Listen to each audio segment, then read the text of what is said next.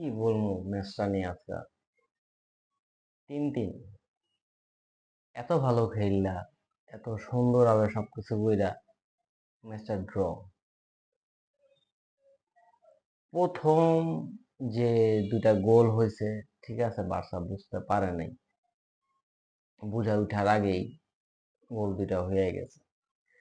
এরপরের থেকে ভাই বার্সা যা খেললো, ইয়ামাল, রাফিনহা, ওরা যা করলো ভাই, মানে এই ম্যাচটা ভাই জিতা, আমাদের মাস জিতা ছিল, যেটা দরকার ছিল।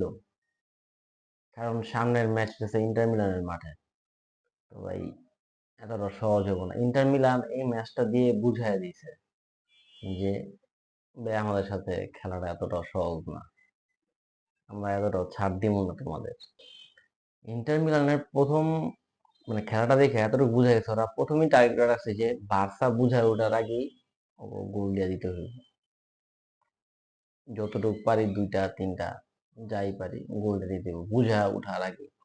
নাহলে 32 নাকি 36 সেকেন্ডের মধ্যে, এরকম একটা টাইমের মধ্যে ওর একটা গোল দিয়ে দিছে। এটা ভাই মানে মানা যায় না। বার্সা রিসেন্ট পারফরমেন্স দিয়া এই ম্যাচটা কি বলবো, লেভেনডস্কি না থাকায় এটা যে কত বড় একটা এফেক্ট পড়ছে এটা ভাই বুঝাই গেছে।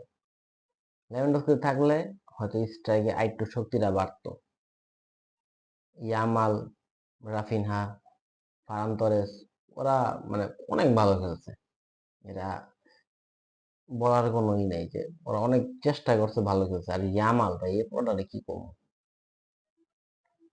ও কালকে যা খেলা দেখাইলো পুরা, মানে সবাই ই হয় মানে অবাক হয়ে গেছে ভাই, ও আছে কি খেলা দেখাইলো। ওর যে গোলটা ছিল, যেভাবে কার্ল হয়ে বলটা ঢুকছে, এই সেম গোলটাই দিছিল আপনার ইসের মধ্যে, ইউরোতে। ও ম্যাক্সিমাম সবসময় চায় যে এরকম করে গোলগুলা দিতে। আর ওই গোলগুলো দেখো যখন 3-3 হয়ে গেছে, তখন ও ফোকাস করছে যে না আমার অ্যাসিস্ট করতে হইব। ও অ্যাসিস্টের মধ্যে বেশি ফোকাস দিয়েছে, মানে সারা মাঠে মানে ইয়ামাল রে বেশি দেখা গেছে। আর রাফিনা ভাই যে শটটা নিছে, ঠিক আছে, মানে শটটা বারে লাইগা আবার গোলকিপারের শরীরে লাগিয়ে গোলটা হয়েছে। যে শটটা নিয়েছে ভাই, আর লাস্টে যে একটা শট নিয়েছিল যেটা গোলকিপার ধরে নিয়েছিল ভাই, ওই গোলটা যদি হইতো ভাই আমরা জিতা যেতাম। বার্সা যেভাবে কামব্যাক গুলা দিছে, যেভাবে ওরা খেলতে যেতে ঠিক সেভাবেই খেলছে। যেরকম ওরা পরিকল্পনা করছে যে এইভাবে এইভাবে যাম, ঠিক আছে, সবকিছু ঠিক আছে, জাস্ট কয়েকটা ফিনিশিং একটু ভুল আছে। আর মানে ইন্টার মিলান পুরো পাগল বানায় লাইছে। বার্সা যে অ্যাটাক গুলা করছে পুরো পাগল বানায় লাইছে। ফার্স্ট হাফে ঠিক আছে যেমন তেমন 2-2 হয়েছে, সেকেন্ড হাফে পুরো পাগল বানায় লাইছে। জাস্ট মানে ডিফেন্স গুলা ইন্টার মিলানে ভালো দেওয়ার কারণে আর গোলকিপারটা ভালো সেভ দেওয়ার কারণে বেঁচে গেছে ইন্টার মিলান। এখন যদি নেক্সট ম্যাচ ইন্টার মিলানের মাঠে যদি ড্র হয় তাও সমস্যা, কারণ ইন্টার মিলান আমাদের মাঠে এসে 3 গোল দিছে, অ্যাওয়েতে 3 গোল দিছে। তো বিশ্বাস আছে ভাই যে বার্সা এত সহজে হার মানবো না। যেভাবে খেলতেছে বার্সা জিতবো। হয় টাফ হইব যে ইন্টার মিলানের মাঠে যে খেলাটা, ওদের সাপোর্ট, ওদের দর্শক, মানে পুরা ওদের এলাকায় যে খেলা।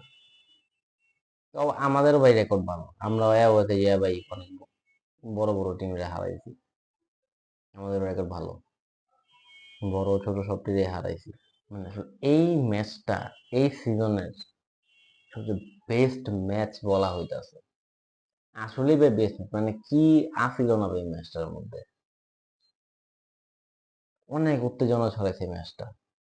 মানে যখন ম্যাচটা হওয়ার আগেও ভাই কি এত কেউ, আমরা কেউ বুঝিনি যে ম্যাচটা এরকম হইব, হাই ভোল্টেজ ম্যাচ হইব। দুইটা টিমই ভাই পুরো ফাড়া লাইছে।